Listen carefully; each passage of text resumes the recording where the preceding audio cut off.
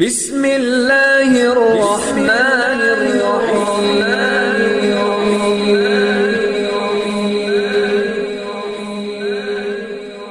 بسم اللہ الرحمن الرحیم۔ السلام علیکم۔ سب سے پہلے میری آپ سے ایک چھوٹی سی گزارش ہے کہ اگر آپ میرے چینل پر نیو ہیں تو میرے چینل کو سبسکرائب کر دیجئے۔ آج جو میں آپ کی خدمت میں عمل پیش کرنے جا رہی ہوں یہ دولت کی فراوانی اور رزق میں برکت کے لیے انتہائی لاجواب اور مجرب ترین عمل ہے۔ قرآن پاک میں کئی ایسی آیتیں ہیں جنہیں اسم اعظم کہا جاتا ہے۔ اسم اعظم کا مطلب یہ ہے کہ اللہ کا ایسا پیارا نام ہے جس کے ذریعے اللہ کو یاد کرنے سے اللہ تعالیٰ فوراً اپنے بندے کی طرف متوجہ ہوتا ہے اور اس کی دعاؤں کو سننے کے لیے قبول کرنے کے لیے فرشتوں کو حکم دیتا ہے کہ میرے بندے کو جو بھی چاہیے انہیں عطا کر دو۔ تو آج کا عمل بھی قرآن پاک کی ایک آیت مبارکہ کا عمل ہے۔ اگر آپ کو بھی رزق میں کوئی کمی ہے، رزق میں تنگی ہے یا گھر میں غربت نے ڈیرے ڈال رکھے ہیں، مالی پریشانی ہے، تو آپ اس عمل کی برکت سے اللہ تعالیٰ سے دعا کر سکتے ہیں۔ انشاءاللہ آپ کی مراد پوری ہوگی، آپ کے گھر میں رزق کی فراوانی آئے گی۔ تو چلیے بڑھتے ہیں اس عمل کی طرف۔ آج کا عمل بہت ہی آسان سا عمل ہے، مشکل نہیں ہے۔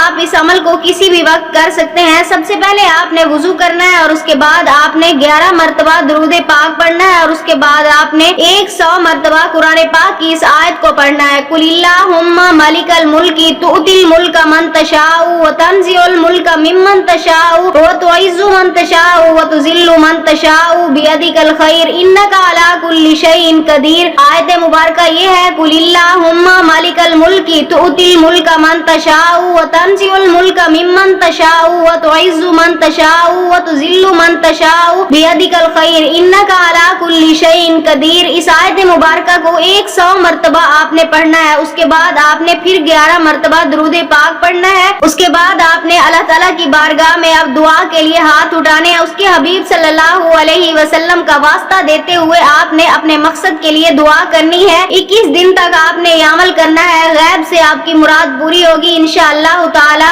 اگر آپ بھی یہ عمل کرنا چاہتے ہیں اپنی مالی پریشانی کے لیے، رزق میں برکت کے لیے، رزق میں فراوانی کے لیے، تو ہمیں اپنا نام کمنٹس میں لکھ دیں، ہم آپ کو اجازت دیں گے اس عمل کی۔ ہم امید کرتے ہیں ہماری آج کی ویڈیو آپ کو اچھی لگی ہوگی۔ اگر ہماری ویڈیو اچھی لگے تو اسے لائک شیئر ضرور کیجیے گا اور ہمارے چینل کو سبسکرائب کر دیجیے گا۔ پھر ملاقات ہوگی کسی نئے عمل کے ساتھ، تب تک کے لیے اللہ حافظ۔